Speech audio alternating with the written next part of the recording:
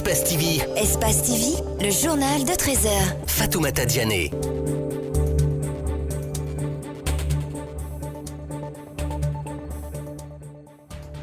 Bonsoir et bienvenue dans cette édition de 13h. Les femmes du marché 36 ont exprimé vendredi leur ras-le-bol suite à l'indifférence des agents de sécurité routière face aux multiples accidents qui enregistrent des cas de mort, à suivre dans ce journal. Les secours et les enquêteurs sont toujours sur les lieux où 3 jeunes mineurs ont été blessés lors d'une attaque au couteau dans une des rues les plus commerçantes de La Haye. Merci de nous rejoindre sur Espace TV et bienvenue.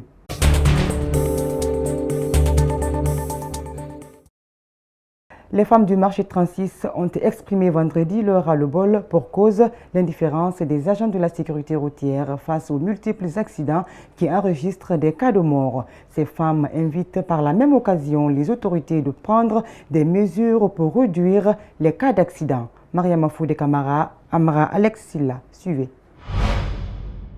Ces femmes du marché 36, notamment de la gare routière de Kindia, réunies en groupement, se sont fait entendre. Pour cause, elles sont souvent témoins oculaires de plusieurs accidents de la circulation où le plus souvent il y a des victimes. À en croire ces femmes, 3 personnes ont trouvé la mort en l'espace de 2 jours au même endroit.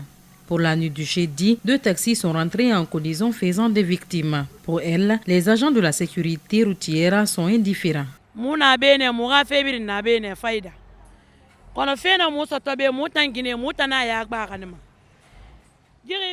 C'est ici que nous faisons tout. Mais quand nous avons des difficultés, c'est nous qui les gérons. Des accidents se produisent ici ces 2 jours. Mais qu'ils se multiplient, c'est hier à 23h. Quand ça s'est produit, nous n'avons vu aucun policier. Nous pensons que les autorités sont là pour nous. Quand ils arrivent, ils ne regardent même pas les victimes. Pour le cas de ce petit, c'est nous qui lui avons déposé à la mosquée. Nous n'avons même pas fini de gérer ce cas.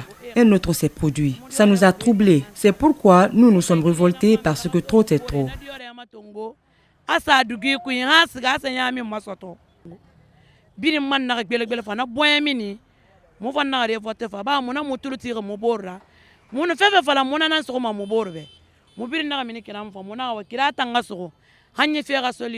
Ces femmes invitent les autorités de la sécurité routière à faire face à leurs préoccupations pour éviter ces cas d'accidents à répétition.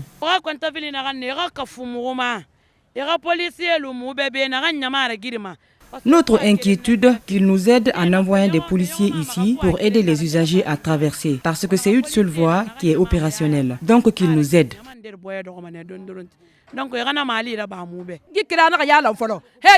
Depuis que les travaux ont démarré sur ce tronçon, nous n'avons pas la paix du cœur. Plusieurs personnes ont trouvé la mort ici. Ils doivent trouver une solution. Pour le cas d'hier vendredi, un camion a renversé un enfant dont l'âge varie entre 9 et 10 ans qui a trouvé la mort. Son corps a été conduit dans une mosquée à Sanoya dans la préfecture de Koya. Les réseaux sociaux sont de nos jours les moyens de communication les plus prisés. Des internautes se tissent des amitiés, ils se partagent des nouvelles et des belles images. Cependant, ces outils ne sont pas sans conséquences. D'autres profitent d'en faire des espaces d'arnaque. Madame Kourouma est l'une des victimes. Elle a décidé de relater sa mésaventure dans ce reportage de Malik Sangiana Kamara et Abou Korea Kourouma. Un beau matin, Madame Kourouma est réveillée par un appel téléphonique. Au bout du fil, un certain Oumar Terse, son ami virtuel. Ce dernier aurait fait un rêve la concernant. Et de là où tu es couché là, pour te prouver que c'est moi Oumar Terse, tu as mal au rein. Tu ne peux même pas te lever sur le lit. Il dit, moi, aujourd'hui, je t'ai vu en rêve. C'est Dieu qui m'a donné ton numéro. J'ai dit, et Dieu aussi peut communiquer les numéros à quelqu'un dans le rêve. Au cours de la conversation, Madame Kourouma dit avoir perdu toute conscience et contrainte d'exécuter tout ce que son ami virtuel lui disait. Il lui dira de se rendre au marché de Bonfim où elle trouverait des remèdes contre ses maux de rein avec un vendeur déjà sur place. Les produits lui ont coûté 80 000 francs guinéens. C'est après avoir effectué 2 arcades que Madame Kourouma devrait utiliser ses médicaments, recommande le vendeur et celui qui se fait appeler Oumar Terse. J'ai perdu 2 millions, il m'a arnaqué, je ne me contrôlais plus. Il m'a dit d'envoyer l'argent, je l'ai envoyé l'argent, j'ai transféré l'argent. Il dit bon, d'enlever tous mes habits dans l'armoire. Moi, j'ai enlevé tous mes habits dans mes 4 battants. Les brûler ou faire quoi? Non, non, non. Que je n'ai qu'à vendre mes habits là. Que parce que ce n'est plus bon de ne plus les porter. Par la suite, la dame se rend compte qu'elle vient d'être victime d'arnaque. Elle ne peut pas se taire dessus. Elle alerte d'autres personnes qui pourraient être victimes de la même pratique. Je dirais Dieu merci, parce que je n'ai pas perdu ma personne, je n'ai perdu aucun membre de ma famille. Mais c'est pour informer le peuple guinéen qu'actuellement, il y a l'insécurité totale. Les gens sont pauvres, ils n'ont pas de manger sauf à arnaquer les pauvres citoyens dans le quartier. Un corps sans vie a été découvert dans une fosse septique au quartier Béanzin. La victime, dont nous ignorons l'âge, est un nouveau-né qui serait jeté par sa mère. Plusieurs personnes sont mises aux arrêts en attendant une suite des enquêtes. C'est un reportage de Justin Leno et d'Ibrahima Sori Camara. C'est un bébé en état de décomposition qui a été retrouvé dans une fosse septique dans la journée de ce vendredi. L'acte s'est passé au quartier Béanzin dans la commune de Matoto. Selon le témoignage de l'adjoint du chef de quartier, la victime, qui est un nouveau-né, a été abandonnée par sa maman quelques jours après son accouchement. Nous avons retrouvé un enfant dans la fosse septique. Une femme a accouché et est venue mettre le bébé dedans. L'acte ne s'est pas passé aujourd'hui. Sinon, il ne serait pas en décomposition. Les agents de la police de Matoto ont aussitôt saisi le dossier et plusieurs personnes ont déjà été suspectées dans cette affaire. Il y a la présence de la police et la gendarmerie. C'est la première fois dans notre quartier. Ils ont déjà arrêté des suspects pour les enquêtes. C'est la première fois que le quartier Béanzin enregistre un abandon de bébés, témoignent les habitants. Au-delà des suspects mis aux arrêts par les services de la protection civile, une enquête a été ouverte pour trouver les responsables de cet acte qualifié inhumain par les citoyens. La journée internationale des personnes handicapées est célébrée chaque 3 décembre à travers le monde. Elle vise à promouvoir les droits et le bien-être des personnes handicapées. À quelques jours de cette célébration, nous avons rencontré un handicapé. Il nous parle de ses activités et souhaite que cette journée soit célébrée de façon pragmatique. Rosaline Gotomonemou, Jibril Kabakamara, reportage. Alpha Oumar Diallo est un handicapé, mais cela ne lui donne pas l'occasion de vivre dans la mendicité. Pour jouir bien de sa vie, il a créé une école de formation pour aider d'autres personnes en situation de handicap à être autonomes. Il donne des cours entre autres en infographie et en technique d'imprimerie. Une manière pour lui de partager sa connaissance avec ses frères. Il le fait de façon gratuite, mais cela n'est pas sans difficulté. C'est vrai que ça me cause beaucoup de problèmes. Un problème de financement, un problème de temps. Parce que, imaginez-vous que je pars le chercher avec tout cet embouteillage. Et après, revenir, donner ses cours, et après le cours, les déposer. Donc c'est épuisant.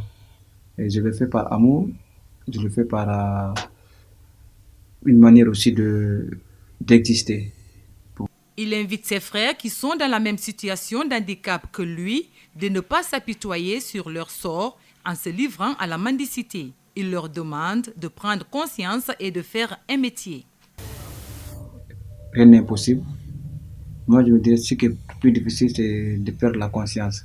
Mais toutes les personnes qui ont des problèmes de membres, je pense que la première chose, ils doivent être conscients, savoir ce qu'ils veulent. Tout ce que je les conseille à mes frères, c'est de se battre.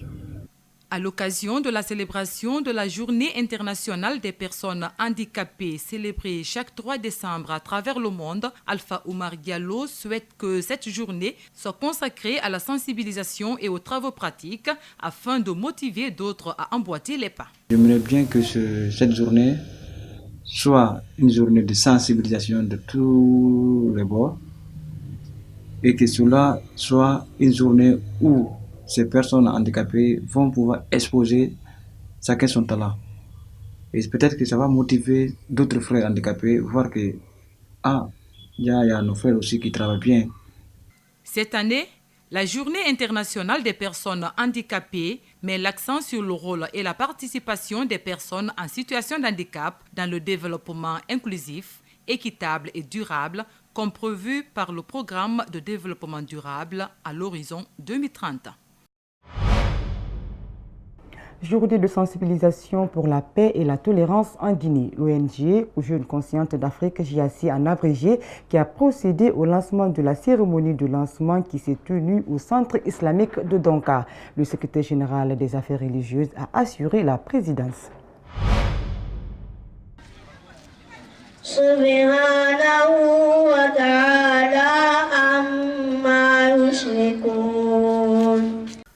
La tolérance, l'acceptation entre les Guinéens, une volonté de la structure Jeunesse Consciente d'Afrique.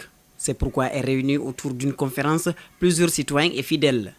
Une occasion mise à profit pour passer un message de paix. C'est pourquoi notre ONG s'est posé la question, à savoir la paix, la démocratie, quel rôle pour un citoyen. Une thématique qui sera largement débattue par notre cher conférencier afin de permettre aux participants d'avoir des notions sur la prévention de la paix et le rôle que doit jouer un citoyen dans un pays dit démocratique. La Guinée traverse des tensions politiques qui inquiètent plusieurs organisations non gouvernementales.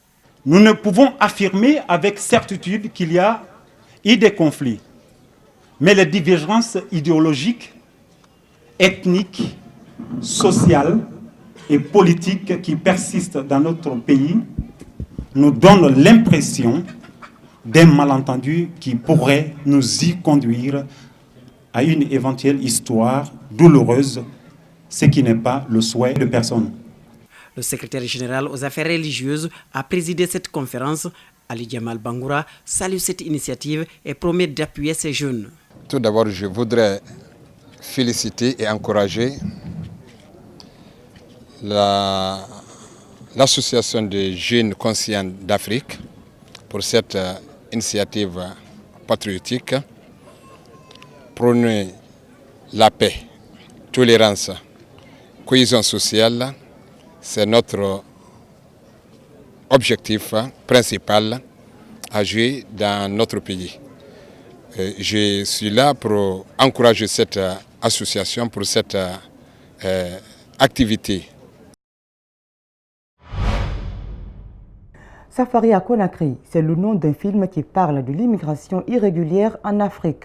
Les réalisateurs de ce film sont à Conakry dans le cadre d'un projet de formation à la prise de vue et à la réalisation cinématographique et au jeu d'acteurs. Pour ce projet, plusieurs jeunes comédiens cinéastes y ont postulé afin de sensibiliser la population pour la problématique de l'immigration. L'équipe de tournage du film est à Conakry pour la diffusion du film au mois de février prochain. Mohamed Velektouri, Amara Alexila, reportage. Ce projet de formation des jeunes cinéastes qui s'étendra sur une durée de 4 mois est un moyen pour sensibiliser la population sur les problématiques de migration irrégulière. Cette phase consiste à laisser avec les débutants une idée née de la volonté de donner une expérience de tournage aux jeunes professionnels qui sont dans le cinéma et les autres métiers qui gravitent autour. Il faut vraiment aller sur une nouvelle forme de financement du cinéma, que ce soit le cinéma guinéen ou le cinéma africain. C'est-à-dire il faut trouver les nouvelles stratégies pouvant permettre à nos cinémas de pouvoir se faire.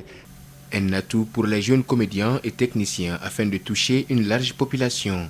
Mettre en place un masterclass afin de mettre en relation des jeunes comédiens au paysage cinématographique guinéen, débutants comme professionnels. Ces jeunes procèdent au concours d'essai, après suit la phase de prestation.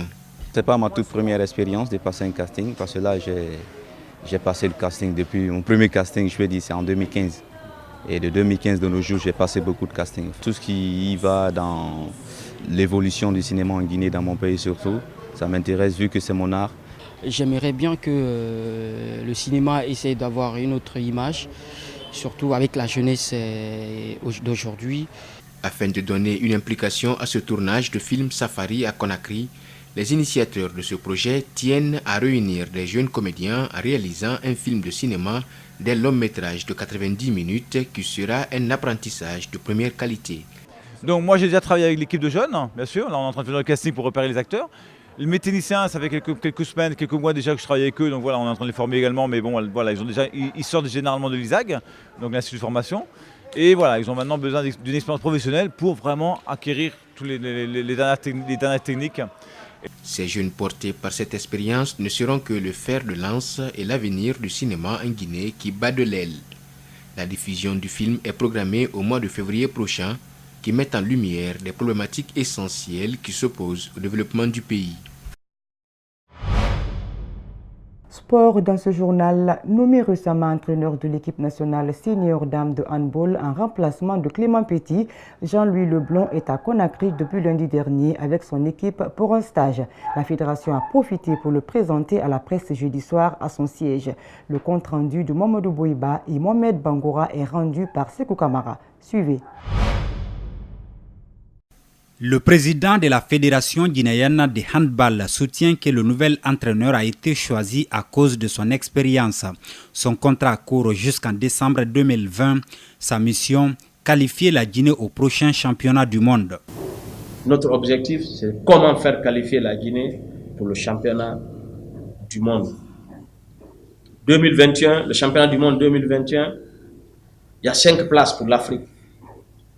Aujourd'hui, les Jeux africains, nous sommes partis jusqu'en demi-finale. Donc nous nous sommes dit, si on est parti jusqu'en demi-finale pour les Jeux africains, où on n'avait pas notre effectif au complet, pendant que nous avons notre effectif au complet, rien ne nous empêche d'y aller. Donc l'objectif assigné à M. Jalbi, c'est de faire qualifier la Guinée pour le championnat du monde. On est clair dessus. Pour le nouvel entraîneur, l'objectif est à portée de main. Donc la pression est positive de son côté. Pour le moment, le temps est à la préparation. Et la pression, elle peut être négative ou positive. Pour l'instant, je n'ai que des signes de pression positive. Donc par rapport aux discussions que nous avons eues avec le président, par rapport aux échanges que j'ai eus avec les joueuses, par rapport au fonctionnement du stage où je vois que les joueuses sont à l'écoute et tout ça. Donc forcément, ça met une pression parce que on a un objectif. Et la pression, c'est qu'il faut atteindre l'objectif. Mais bon, je pense que nous sommes suffisamment armés pour atteindre l'objectif. Pendant ce stage, les joueuses professionnelles venues d'ailleurs vont côtoyer celles qui évoluent sur le plan local. Une initiative saluée par la capitaine de l'équipe nationale. Un grand plaisir à chaque fois de retrouver Conakry pour faire des stages de préparation parce qu'on est toujours bien accueillis, bien logés, on a une belle salle pour travailler. Donc c'est toujours un grand plaisir de savoir qu'on fait un stage à Conakry. Donc, voilà. En intellectualité, aux Pays-Bas, les secours et les enquêteurs sont toujours sur les lieux où 3 jeunes mineurs ont été blessés lors d'une attaque au couteau dans une des rues les plus commerçantes de La Haye. Très achalandés en ce Black Friday. Images et commentaires.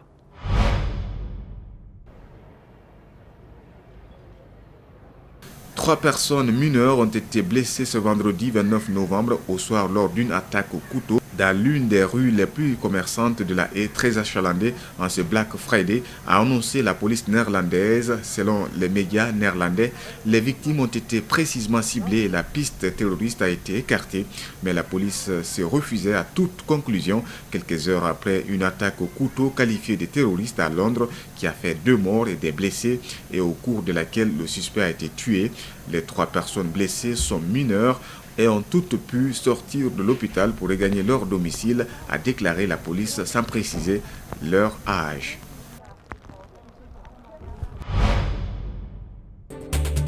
Voilà, c'est cet élément qui m'a fait en cette édition. Merci à tous de l'avoir suivi. Merci à l'équipe technique et à celle de la rédaction. Portez-vous bien. Bonsoir.